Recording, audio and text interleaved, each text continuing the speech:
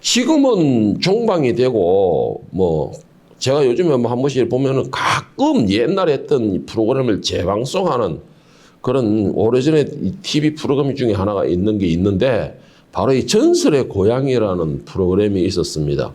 이게 정말 장수 드라마였는데 제가 어렸을 때에 나왔던 그런 드라마였는데 제가 이 많은 이 전설의 고향의 프로그램을 보면서 뭐 그때는 상당히 인기가 있었어요. 상당히 인기가 있었는데 이걸 보면서 한 가지 오늘 어버이 주일을 맞이해서 이 정말 오래된 내용이지만은 정말 기억에 아주 다르지 않는 한 드라마 장면이 있었습니다.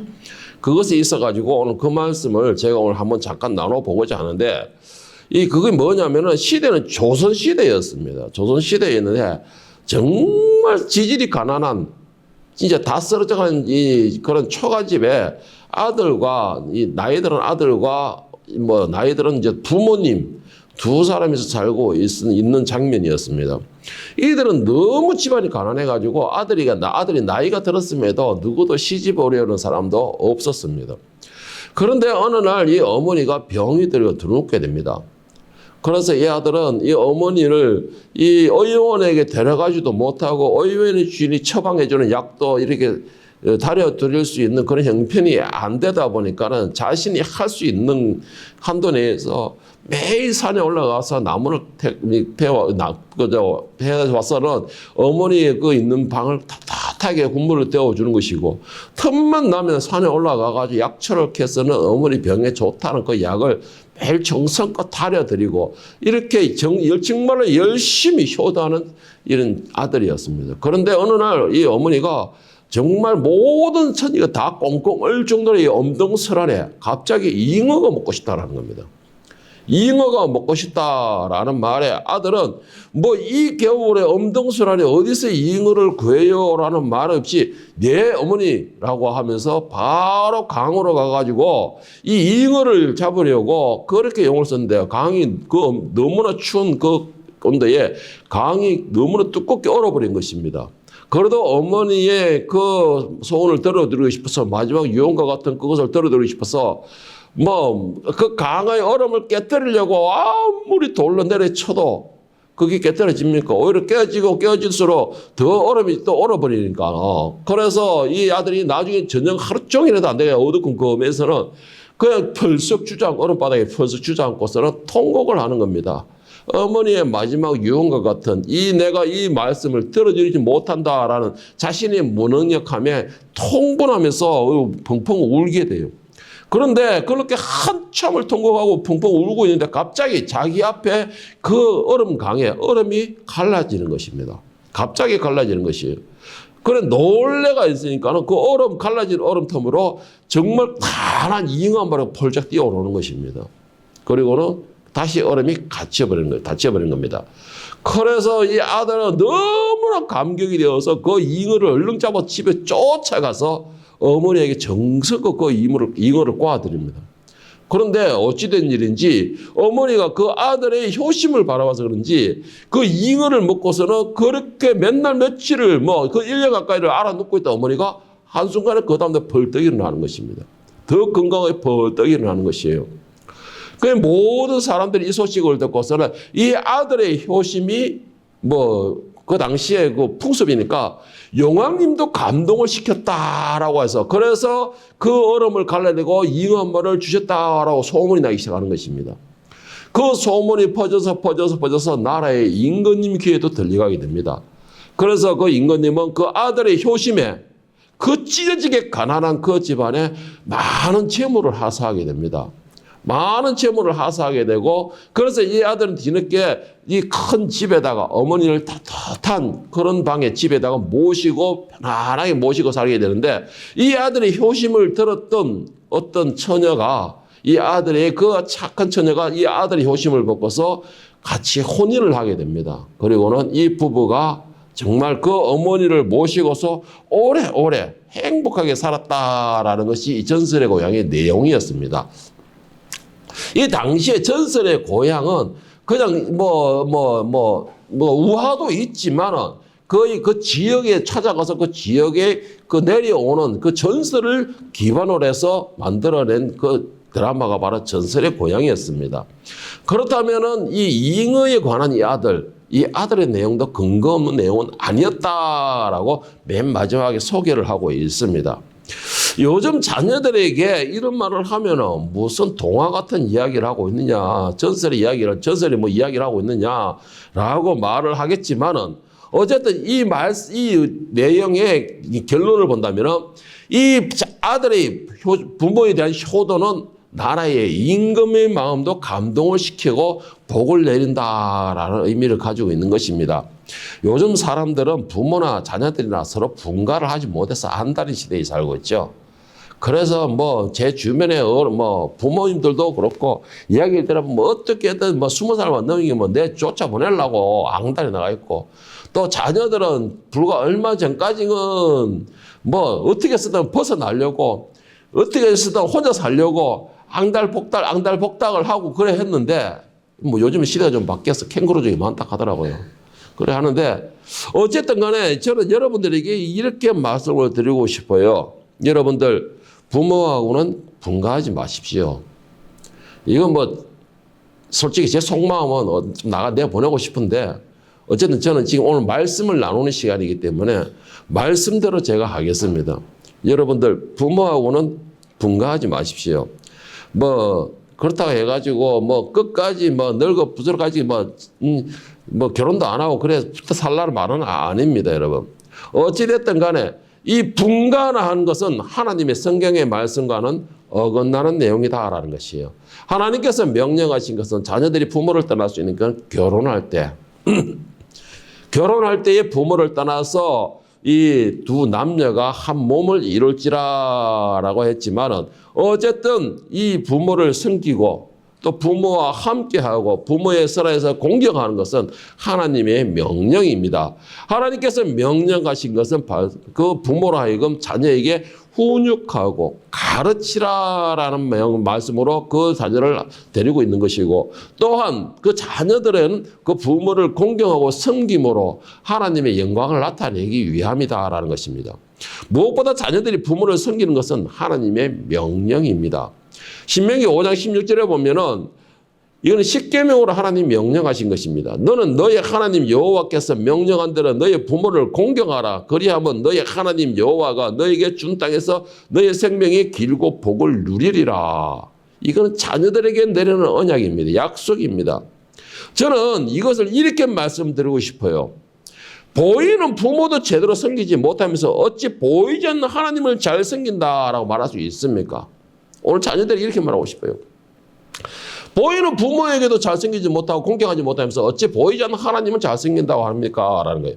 그리고 또 한 가지, 보이는 부모의 음성도 듣지 못하면서 어찌 심령에 이야기하시는 그 하나님의 음성을 들을 수가 있겠습니까? 라고 묻고 싶습니다. 여러분 잘 생각을 해보세요. 내 눈에 보이는 부모의 음성도 듣지 못하고 내 눈에 보이는 부모도 섬기지 못하면서 어찌 보이지 않는 하나님을 사랑합니다라고 말할 수 있습니까? 어쨌든 어떻게 하나님께 기도하고 하나님의 음성을 듣겠다라고 기도를 하고 있습니까? 여러분, 그래서 하나님께서는 분명히 말씀하십니다. 먼저 보이는 부모를 사랑해라 라고 말씀하십니다. 너희가 눈에 보이는 부모부터 먼저 공경하라 말하고 있어요. 먼저 너희 눈에 보이는 부모를 잘 섬기라 라고 말씀하십니다. 그 다음에 하나님 사랑합니다. 또 하나님 하나님 내가 사랑합니다라고 고백하고, 하나님 내가 좋아합니다라고 고백하고, 그럴 때에 하나님께서는 그 사랑에 대하여서 나도 사랑하고 나도 너를 좋아한다라고 은혜를 내리신다라는 것이에요. 여러분, 그래서 하나님을 부모에게 경솔히 하면서 하나님 사랑합니다, 하나님을 잘 섬깁니다, 그거는 모순되는 그러한 신앙 고백이다라는 걸 기억하시기를 바랍니다. 오늘 본문에는 이방 여인인 롯에 대해서 나옵니다. 이 룻기 1장 1절에서 5절에 보면은 이 롯은 모압 여인입니다. 이 모압 여인인데 이 롯은 이방인이며 더군다나 여인임에도 이 롯은 성경 66권에서 당당하게 한 권을 차지합니다. 이방 여인이 있으면서 이방 여인이면서 또 여인의 입장으로 성경 66권전에 66권 중에서 한 권을 당당히 차지한다.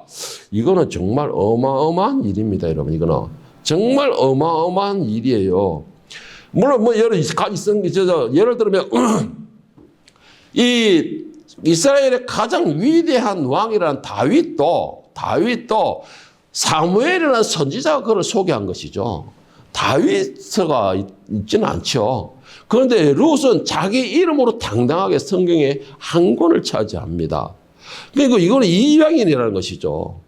그리고 이 룻은 이 이방 여인임에도 또 이스라엘 족속에 들어가서 그 후손에서 위대한 다윗 왕이 태어나게 됩니다. 그리고 그 다윗 왕에 연결해서 나중에는 메시아라는 족보에 올라가게 돼요. 이 룻이라는 여인은. 이 룻이 어떻게 해서 이 자리에 나올 수 있었느냐. 이 룻기에 나오는 라홈이라는 시어머니가 고향에서 너무나 가뭄이 지고 힘들어서 이들이 이동해 간 곳이 모압 땅이었습니다.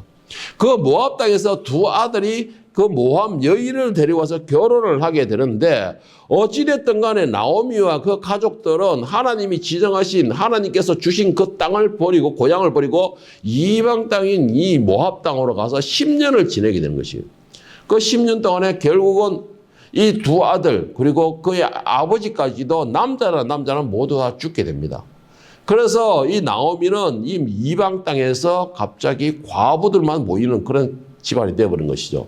그래서 결국 나오미가 생각한 것이 이제라도 내가 고향에 다시 돌아가겠다는 생각에 보따리짐을 싸게 됩니다. 그리고는 출발하려고 하니까는 자기 눈에 보이는 게 바로 두 며느리인 것이죠. 두 며느리라는 것이에요.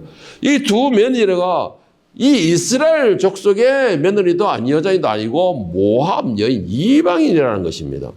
이 이방인의 여인을 이 두 며느리를 데리고서 이스라엘 땅으로 다시 돌아간다라는 것은 정말 큰 부담이에요. 큰 위험의 부담이라는 것입니다.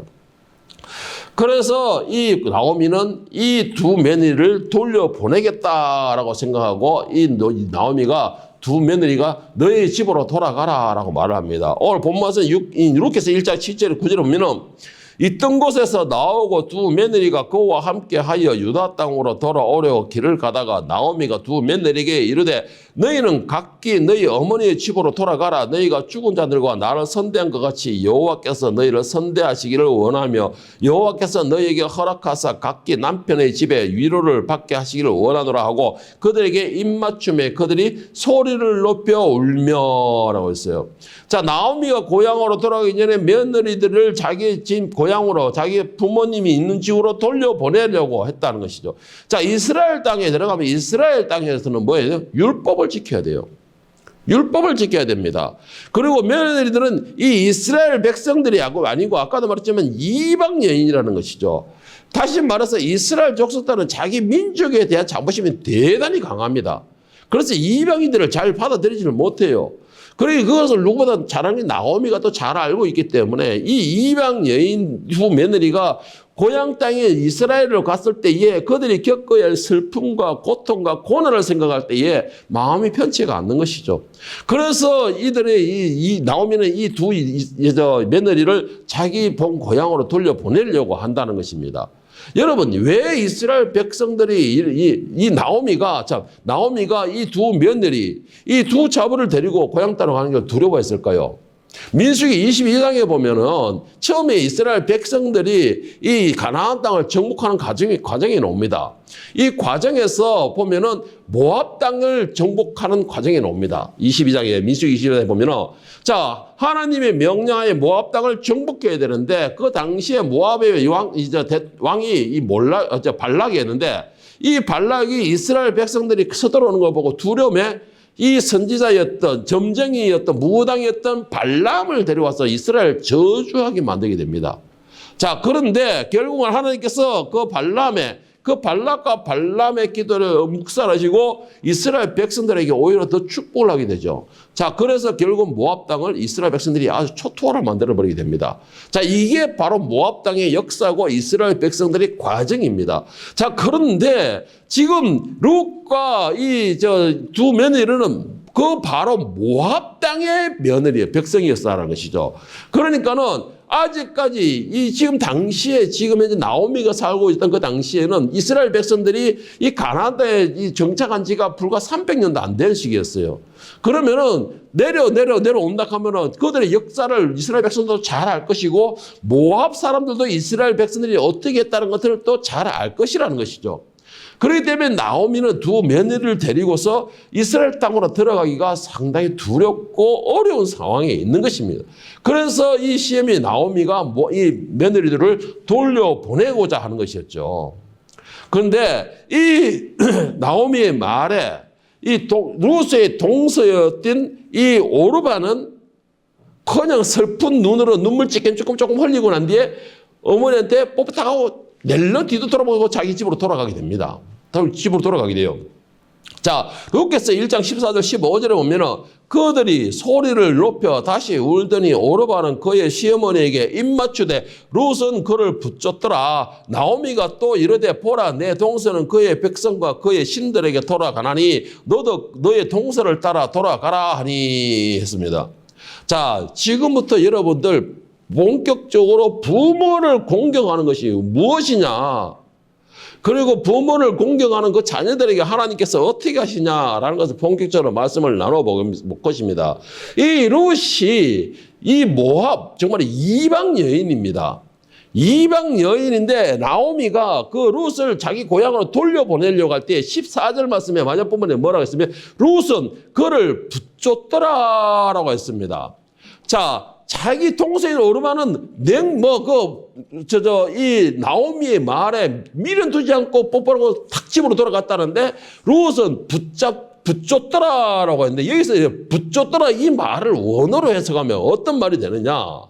룻이 어떻게 했느냐? 지금 이것을 해석할 수 있는데 14절 말씀을 이 원어에서는 이 붙잡더라 이 말을 해석해 보면 들러붙다, 엉겨붙다, 결합하다, 힘써 쫓아가다, 착 달라붙다 이 말입니다. 자, 이게 무슨 말이냐 하면은 나오미가 두 며느리에게 너는 너희 고향, 너희 아버지 집으로 돌아가라 할 때에 이 오르바는 내 가고서 뽑아서 탁 가는 사이에 이 룻은 어떻게 했냐? 그 시험이 나오미를 가랑이를 붙잡았다라는 것이에요. 그 나오미의 그 두 팔을 꽉 붙잡았다는 것입니다. 룻은. 그리고는 사정을 했다는 것이에요. 이걸 쉬운 성경에서는 어떻게 말을 하고 있느냐? 오르바는 가되 룻은 그 시어머니 나오미에게 착 달라붙었다, 매달렸다 이렇게 해석하고 있습니다. 그러니까 이 말이 무슨 말이냐면요, 룻은 시어머니의 그 말에 나는 절대로 떨어지지 않을 것이다라고 아예 그냥 말도 못 꺼낸다 하는 식으로 딱 붙었다라는 것이에요. 우리 내가 이렇게 내가 이렇게 걷다 보면 우리 지영이가 내 팔을 팔짱을 탁 끼고서 안 떨어지려고 하는 것처럼 그런 식으로 착 붙었다라는 것입니다. 그러니까 이 말은 무슨 말이냐? 룻은 절대로 이게 나오미의 말에 내가 떨어지지 않겠습니다라는 말이에요. 나는 절대로 시어머니를 떠나지 않겠습니다라는 말인 것입니다. 조금 전에도 말했죠. 이 모압 땅은 이 모압 백성들은 이스라엘 백성들에게 짓밟힌 상태고 이 이스라엘 백성들은 아직까지 300년이 채 안 된 상태이기 때문에 아직까지 이방인에 대한 경계가 아주 심각한 상태에 있을 것입니다. 지금.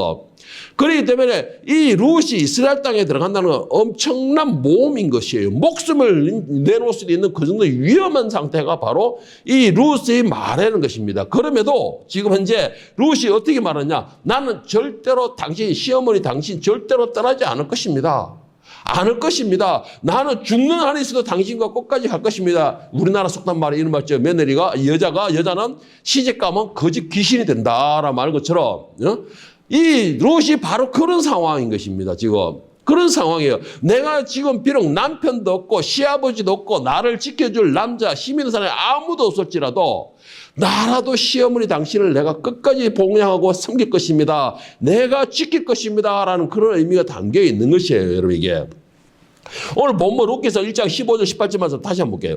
나오미가 또 이르되 보라 너의 동서는 그의 백성과 그의 신들에게 돌아가나니 너도 너의 동서를 따라 돌아가라 하니 룻이 이르되 내게 어머니를 떠나며 어머니를 따르지 말고 돌아가라 강권하지 마옵소서. 어머니께서 가시는 곳에 나도 가고 어머니께서 머무시는 곳에 나도 머물겠나이다. 어머니의 백성이 나의 백성이 되고 어머니의 하나님이 나의 하나님이 되시리니 어머니께서 죽으시는 곳에서 나도 죽어 거기 묻힐 것이라. 만일 내가 죽는 일 외에 어머니를 떠나면 여호와께서 내게 벌을 내리시고 더 내리시기를 원하나이다 하는지라. 나오미가 룻이 자기와 함께 가기로 굳게 결심함을 보고 그에게 말하기를 거치니라.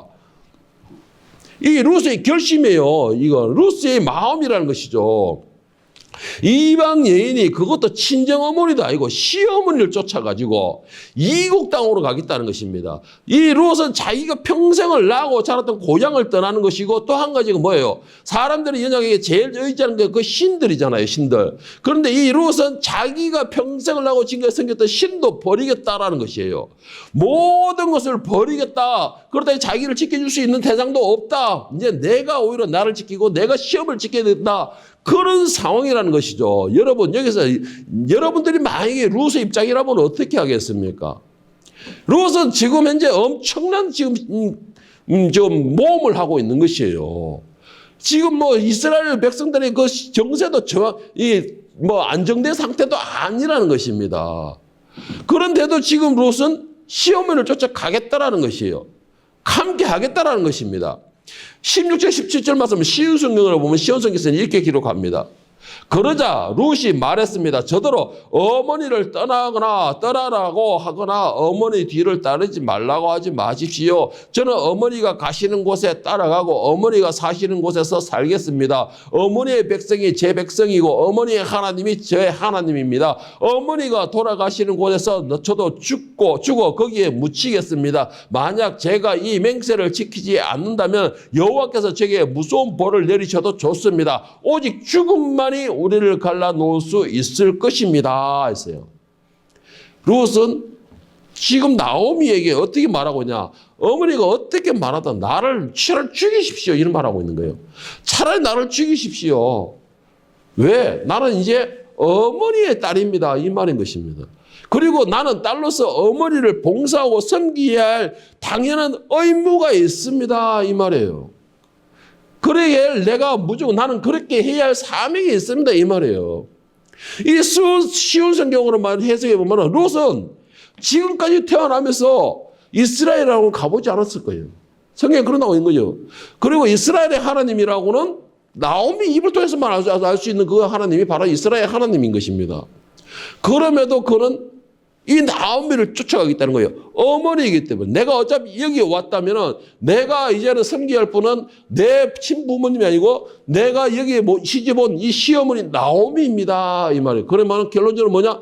나오미 시어머니 당신이 가는 곳에 내가 있을 것이고 당신이 죽는 곳에 내가 있을 것인데 내가 당신을 쫓아감으로 해서 어떤 고통이나 환난이 있다 할지라도 나에게 어떤 학대가 있을지라도 나에게 어떤 구박이 있을지라도 나는 당신을 떠날 수가 없습니다. 왜? 당신은 내가 섬겨야 할 어머니이기 때문에 내가 공경해야 할 어머니이기 때문에 내가 보살펴야 할 그런 복양해야 될 어머니이기 때문에 나는 당신을 떠날 수가 없습니다 이 말이에요.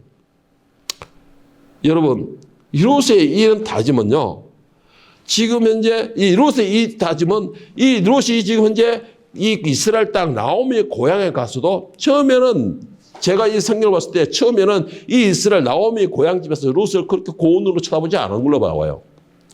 그런데도 그가 어머니에게 하는 행동, 어머니를 위하여서 내가 먹여 살려야 된다는 생각에 밭에 나가가지고 눈치 봐가면서 맨 뒤에 다 주워가는 그 맨 뒤에 쫓아가면서 보리 이삭을 주워가지고 그 한 움큼 되는 걸로 또 쫓아가 시어머니 나오미를 봉양하고 섬기는 이 룻의 진심 어린 그 섬김이 이 룻의 진심 어린 그 효도가 주변으로 하여금 감동을 주게 된 것입니다. 감동을 준 것이에요. 그러니까 이 룻이 하는 행동이 내가 볼 때는 그래. 제가 상상을 그려볼 때는 그렇습니다. 이스라엘 백성들과 이 모압 땅의 룻과는 피부색도 좀 다를 거예요. 제가 볼 때는 분명히 그런 생각이 듭니다. 좀 다를 것이고 뭔가 행동도 분명히 표가 날 것입니다. 그러니까 쉽게 응하지를 못하는 것이에요. 그러니까 보아스가 룻을 향하여서 이리 와서 내 떡반죽을 꿀을 찢어가 찍어라 하는 이유가 룻은 항상 자기가 혼자서 외면당하고 혼자서 이렇게 있었다라는 것이에요. 왜 어울리지 못하고 자기는 이방인이잖아요. 그런데 이 룻의 그 마음과 그 섬김과 그 효도는 주변 이스라엘 이방인들에 대해서 배척하고 있는 그 기본이 깔려 있는 이스라엘 백성들로 하여금 마음을 녹이는 역할을 하게 된 거예요. 그런데 이게 어디까지 나냐? 사람들 중에서 보아스라는 사람에게까지도 그의 마음을 감동해 주게 됩니다. 이 룻의 효심은 이 시어머니 이스라엘 그 이방인이죠. 룻을 볼 때는 나오면 이방인이에요. 그런데 이방인의 시어머니도 이렇게까지 마음을 다해서 섬기고 공양하고 이런 것을 보고서 이 보아스의 마음도 감동을 주게 된 것입니다. 그리고는 그 보아스가 율법에서 금지시켰던 이방 여인의 혼인을 추진하게 돼요. 그리고 결론적으로 이 결혼 당시의 모습을 볼 때는 주변의 장로들도 그걸 인정하게 됩니다. 장로들도 인정하게 돼요. 여러분들이 아무리 이방인이고 아무리 어렵고 아무리 내가 볼 때 보잘것없는 사람이라도 부모는 부모입니다. 부모는 부모예요. 그리고 또 그 말이 무슨 말이냐? 부모는 하나님께서 명령하신 여러분의 보호자라는 것입니다. 부모라는 것은 여러분들이 잘나고 못나도 섬겨야 할 의무가 있는 대상이 바로 부모라는 존재입니다. 이것이 하나님의 명령입니다. 오늘 현대는 핵가족 시대라고 그러죠. 가족을 자꾸 찢어놔요. 가족을 자꾸 찢어지는 시대입니다. 여러분 이게 정말 안타까운 일이에요.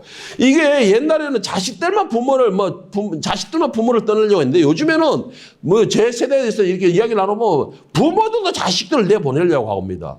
이게 이렇게 핵가족 시대가 되어버린 것이에요. 그래서 요즘에는 이상한 신조가 생겼어요. 뭐 오래됐지만 혼밥 시대라고 그러죠. 혼밥 시대. 혼자서 밥을 먹고 혼자서 뭐를 하고 혼자서 뭘 한다는 것입니다. 그래서 요즘은 그런 시대가 되어버렸어요. 그러니까 다른 사람에 대한 배려도 없는 것입니다. 여러분, 저는 분명히 말씀드릴게요. 이 핵가족이라는 것은 하나님의 말씀에 어긋나는 행위입니다. 하나님은 대가족을 말씀하세요.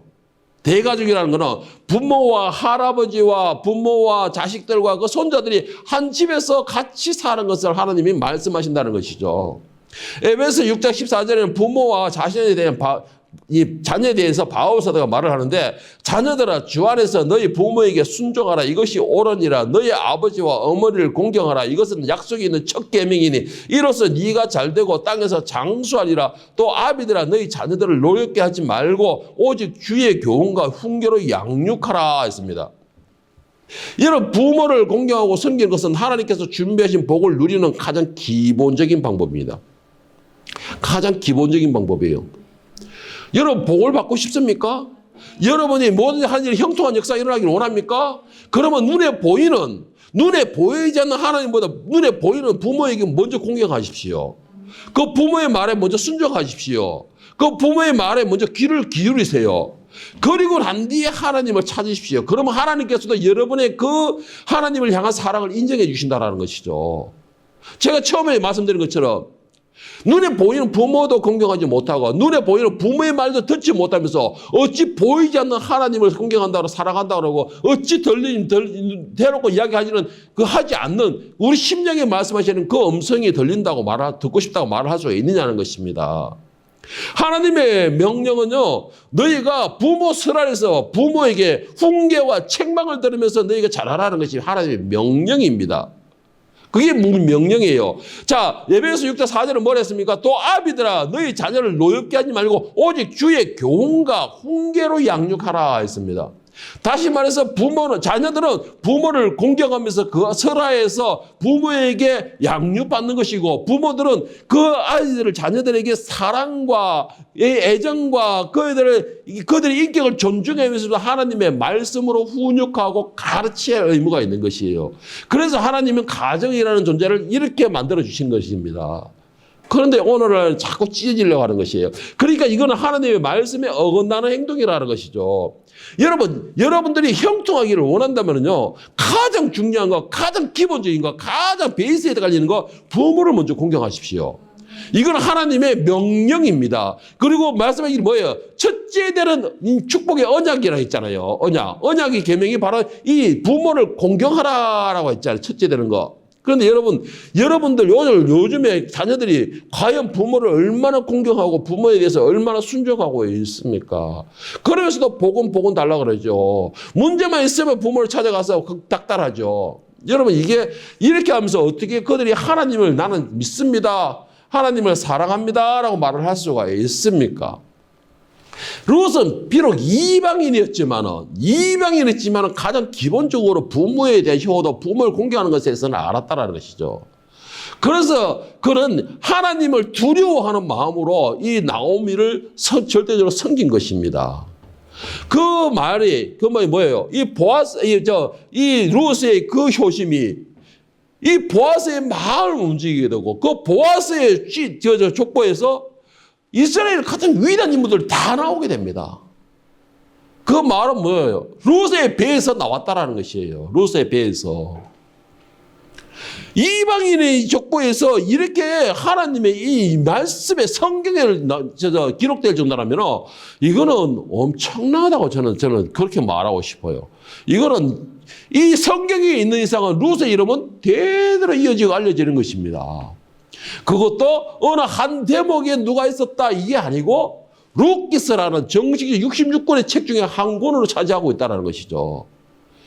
여러분 이런 걸 누리고 싶지 않겠습니까? 그렇다면 여러분 눈에 보이는 그 부모에게 여러분 부모가 밀어내더라도 어떻게 해서든 같이 붙어 있십시오. 왜요? 여러분들이 복받기 위해서요. 여러분들이 형통한 역사가 일어나기 위해서라는 것이죠. 물론 결혼을 해서까지 붙어 있다는 건 그거 좀 문제가 있지만 어쨌든 최대한 부모님과 가까이 있으면서 부모를 섬기십시오. 공경하세요. 그거는 여러분들이 복받기 위한 가장 기본적인 방법이에요. 가장 기본적인 방법입니다. 저는 요즘에 이 젊은 사람들에게 이런 말하고 싶어요.